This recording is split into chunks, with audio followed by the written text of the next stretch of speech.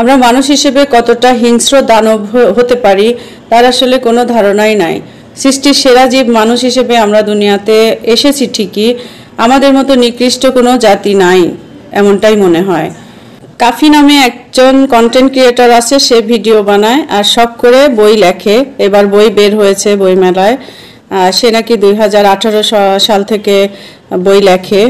তো সেই বইয়ের স্টলে বসে সে বই বিক্রি করছে আর সবাইকে অটোগ্রাফ দিয়েছে, ছবি তুলেছে, আবার সেই ছবি ভিডিও ভাইরাল হয়েছে আর এই জন্য ট্রোলের শিকার হয়েছে। আর সে ভুল স্বীকার করে সবার কাছে ক্ষমাও চেয়েছে যে তার সেটা ঠিক হয়নি মেয়েদের সাথে এরকম করে ভিডিও করা। তো হচ্ছে তারপরেও তাকে ক্ষমা করা হয়নি, তার ঘর জ্বালিয়ে দেওয়া হয়েছে। ঘরের মধ্যে তার ভাস্তি, ভাই, ভাবি, তারপরে মা বাবা সবাই ছিল, তারা মারাও যেতে পারতো। তো এতটা নৃশংসতা না করলেও চলতো।